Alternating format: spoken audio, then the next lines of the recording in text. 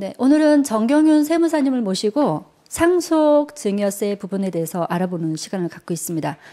세무사님 상속 재산의 평가 부분을 한번 정리 좀 해주시죠. 예, 지금 상속 재산 평가 이거는 솔직히 말씀드려서 과세관청이나 납세자나 세무사나 상당히 이게 좀 고민 있는 부분이 많습니다. 왜 그런가 하면은 네. 이걸 양도하면은 양도 가격이 있습니다.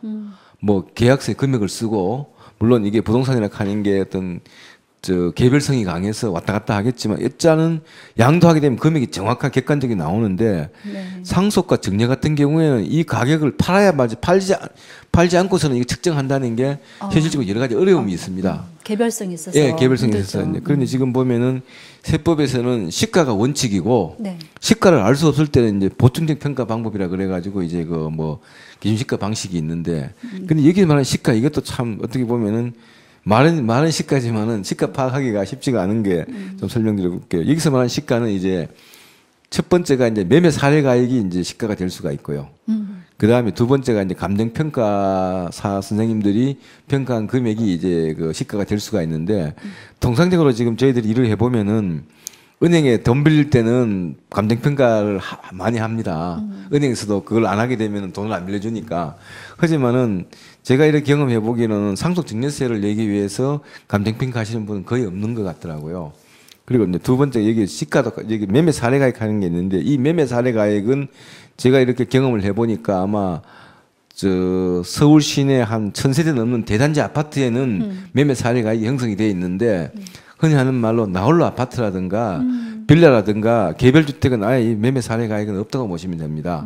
그리고 또 한 가지 어떤 분은 또 이거는 상담할 때 보면은 매매 사례가액 중에서 지금 국토부에서 고시된 가격이 있고 또 어떤 분 얘기 들어보니까 국민은행에서 고시된 가격이 있다 그러는데 지금 국세청 입장에서는 국민은행에 대한 매매 사례가 인정하지 않습니다. 그건 사기관이기 때문에 어디까지나 국토교통부 사이트에 가보면 분기별로 이제 그 매매 사례가액을 이제 공시를 하는데 이것도 역시 뭐 다 있는 게 아니기 때문에 만약에 이제 매매 사례가 있으면은 매매 사례가액으로 하고 없게 되면은 이제 그 기준 시가로 간다 하는 그런 부분이 있고요. 네. 그다음에 이제 시가를 산정하기 어려운 경우에 이제 보충적 평가라 그래가지고 이제 보면은 뭐 그 기준 시가로 이제 평가하는 경우도 있고 또 하나 보면은 이제 이게 월세를 받는 그런 특수한 어떤 상업적인 건물에 대해서는 보증금 더하기 월세 곱하기 100 이거 아마 여러분들 많이 뭐 익숙한 거 아닙니까?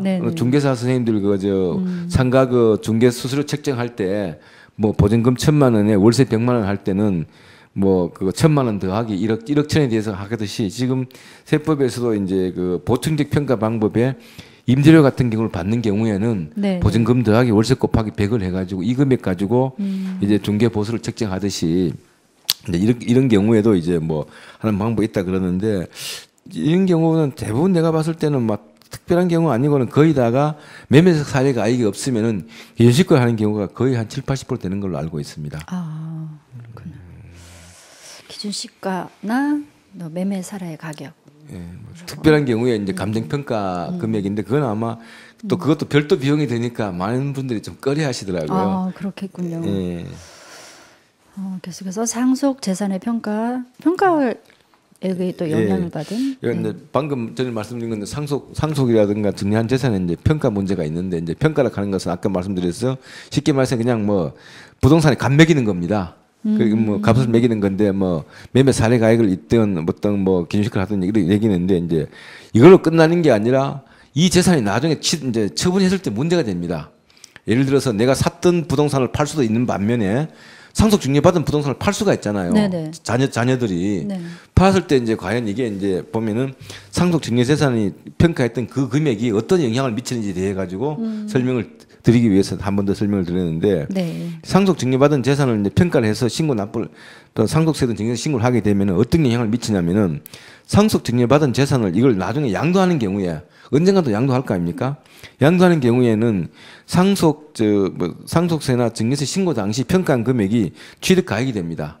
그때 아마 제가 양도세 설명할 때 말씀드렸지만은 어찌 보면은 상속 증여는 무상으로 취득한 거기 때문에 이것을 양도할 때는 취득가액이 제로가 되는 것이 그 이치에 맞는 거지 않습니까? 하지만 이제 그때 이제 뭐 국가적인 어떤 정책적인 면에서 이렇게 해버리면 과세 세금이 너무 커지고 하기 때문에 세법에서는 이제 그 상속증여받은 재산을 양도했을 때 취득가액은 그때 상속증여받을 당시에 어떤 평가한 금액이 된다. 이것이 이제 상당히 보면은 상속증여세도 증여세지만 나중에 이걸 향후에 내가 상속증여받은 재산을 처분할 때 어떤 그 투자 의사결정하는 중요한 내용이 있기 때문에 이제 이렇게 설명을 드리는 거고요. 네. 또 하나 보면 이제 증여 같은 경우, 뭐 상속 같은 경우에는 뭐 사람이 죽고 사는 게 마음대로 안 되니까 그런 그렇죠. 제한이 없는데 증여는 사람이 선택할 수가 있지 않습니까? 네, 네. 그러니까 또 이걸 악용하는 사람이 있습니다.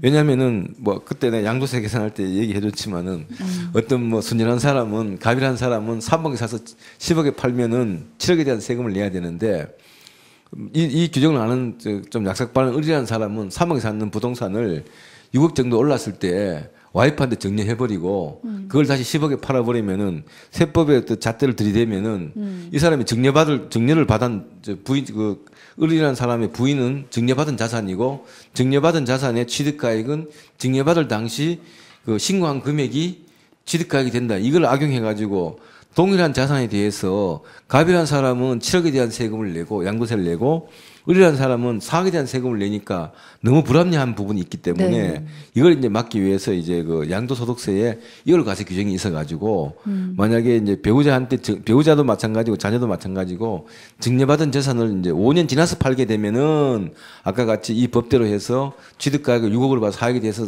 과세를 하는데 네. 만약에 이제 그 증여받고 나서 5년 이내에 팔게 되면은 그 취득가액이 6억이 아니라 전 소유자가 거슬러 3억까지 거슬러 올라가서 7억으로 과세하는 그런 부분이 이제 배우자 이제 이월 과세 규정인데 이거는 한 가지 강조드리고 싶은 상속은 그렇지 않습니다.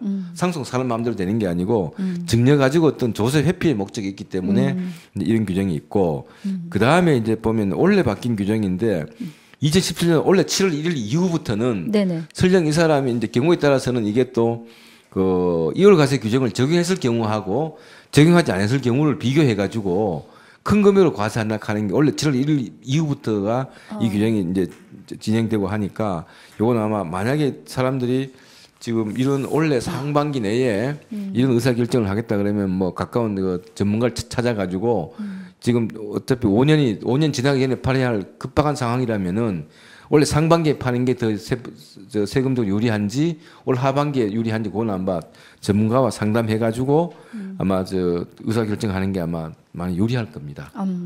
예. 그 다음에 이제 의제 상속 재산이라 그래가지고 의지한다는 얘기는 예외 없이 무조건 상속 재산을 본다는 얘기인데 이게 이제 보험금하고 신탁재산하고 퇴직금이 있는데 아마 신탁재산하고 퇴직금보다는 일단 보험금에 대해서 좀 사람들이 의아해하니까 요건 조금 다음에 가서 또 구체적으로 설명을 드리고 그 다음에 또 하는 게 추정상속재산이라는 게 있습니다. 추정상속재산은 이건 쉽게 말해서 어떻게 민법상 재산이 아닙니다. 예를 들어서 어떤 분이 오늘 돌아가셨는데 이분이 한 석 달 전에 10억짜리 부동산을 팔았다. 석 달 전에 팔고 오늘 돌아가셨으면은 등기상에는 이 사람 재산이 아니지 않습니까? 이미 등기가 다른 사람으로부터 넘어가 버렸으니까. 그럼에도 불구하고 이런 게 세법에서 이런 추정상속재산을 제도를 만들어 가지고 사람들이 상속 개시되기 전에 재산을 처분해 가지고 어떻게 그 상속재산을 줄이는 걸 방지하기 위해서 추정상속재산 제도가 있는데 이건 조금 이따가 구체적으로 한번 설명을 한번 드려보겠습니다. 알겠습니다.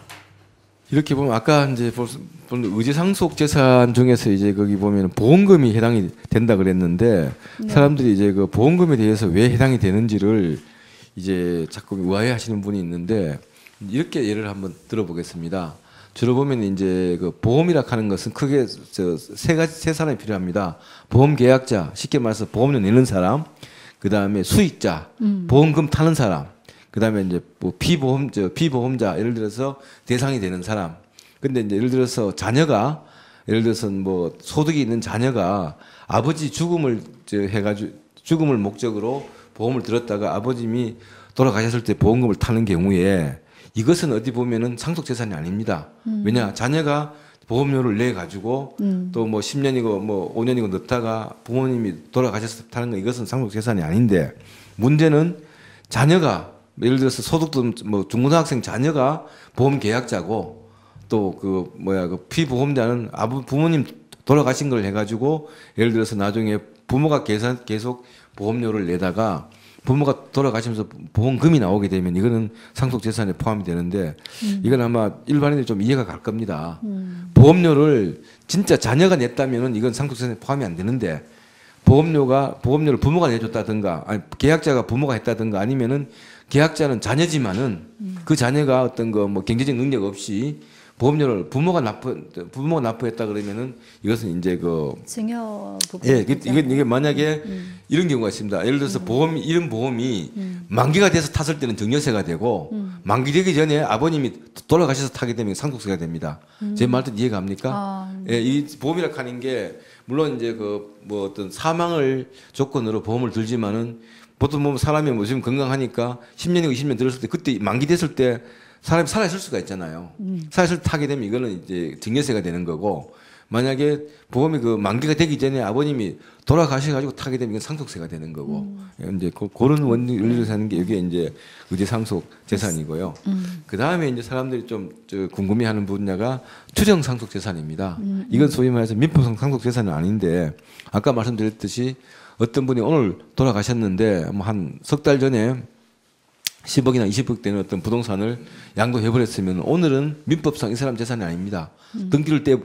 등기부등본을 떼보면은 그 사람 이미 다른 사람은 등록이 돼 있으니까. 하지만 이제 이런 제도를 놔두지 않으면 사람들이 상속세를 피하기 위해서 살아있을 때 소위 말해서 뭐 요즘에는 병원에서 많이 돌아가시니까 병원에 숨 있을 때 이리저리 다 처분해버리니까 이걸 방지하기 위해서 이제 세법에 있는 이 내용인데 여기서 보면 기준이 보면은 상속 개시일로부터 소급해서 1년을 합니다. 1년이고 1년이면 2년인데 이것도 이제 상속 재산을 종류별로 세 가지 그룹으로 구분합니다.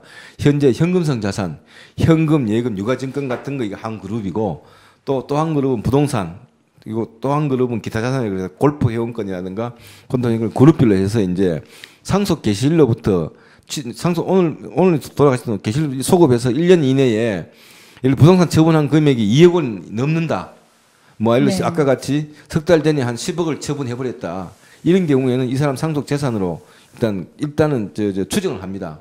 추정을 하는데 추정을 하는 것은 그 납세자가 반증을 하게 되면은 추정에서 빠지는데 여기서 보면 이제 그 1년 이내에 소급해서 1년 이내에 2억이고 또 2년 이내는 5억 원 이상인 경우에 이제 추정 상속 재산이 되는데 이게 보면은 또 사람이라는 게 이 돈이라는 것이 썼는 거 소명하다 보면 그렇게 맞출 수가 없습니다. 이게 뭐 딱딱 우리가 뭐 수학 공부하듯이 예를 들어서 그 사람이 석 달 전에 10억을 받았는데 이래저래 병원비하고 남은 게 뭐 3억이다. 근데 그 치력을 우리가 일일이 해보면 우리가 알 수가 없습니다. 그렇기 때문에 이제 세법에서는 이제 과세 대상 재산 이건 이제 이분이 예를 들어서 뭐 10억을 예를 들어서 뭐 부동산을 양도했다 손 치더라도 석 달 전에 그 사람이 객관적으로 10억을 다 썼다 하는 게 입증이 되면 과세를 하면 안 되겠죠. 네. 그렇지만 세법에 보면은 이제 처분액의 20%와 2억 중에 작은 금액을 이제 초과하는 금액을 과세한다 하는 이렇게 하면 잘 모르니까 내가 예를 한번 들어볼게요. 어떤 분이 돌아가시기 한 뭐 8개월 전에 15억에 대한 부동산을 처분했는데 이것저것 뭐 객관적으로 용도 분명하게 쓴 게 5억이고 용도 불분명한 금액이 10억 원이다 하고 가정을 하게 되면은 이 사람 같은 경우 이 10억 원을 이제 용도 분명한 재산은 빼고 나머지 불분명한 이 10억 중에서 이제 15억의 20%는 3억이고 그 다음에 2억 중에 작은 금액이 2억입니다. 그렇게 10억에서 2억을 뺀 나머지 이 8억은 보면은 정부에서는 이 사람들이 물론 이 사람의 어떤 그 민법상 재산은 아니지만은 상속인들이 이분에 대해 자금 출처에 대해서 그 소명을 못했으니까 상속 재산으로 추정해가지고 상속세 과세를 한다 이 내용인데 이건 좀 복잡하지만 한 가지 시청자분들이 아셔야 될 것은 일단 뭐 돌아가신 날만 돌아가신 날 현재 재산만 상속 재산이 아니고 처분을 했다든가 이런저런 경우에는 1년 내지 2년 이내에 그 처분한 재산도 상속 재산에 포함된다는 거 이건 알고 계시고 이제 물론 이게 이제 뭐 예를 들어서 뭐 3년 전에 뭐 100억짜리 부동산 팔았다. 이건 해당 자체가 안 됩니다. 요 요건에 1년 이내에 2억, 2년 이내에 3억 요 요건에 맞아야지. 예를 들어서 금액 요건에 맞지 않는다든가 아니면은 기간 요건에 맞지 않으면 여기는 해당이 되지 않습니다. 예, 그러니까 이건 한번 뭐 구체적인 사항은 모르더라도 큰 틀만큼은 이해하고 있는 것이 많은 도움이 될 걸로 알고 있습니다.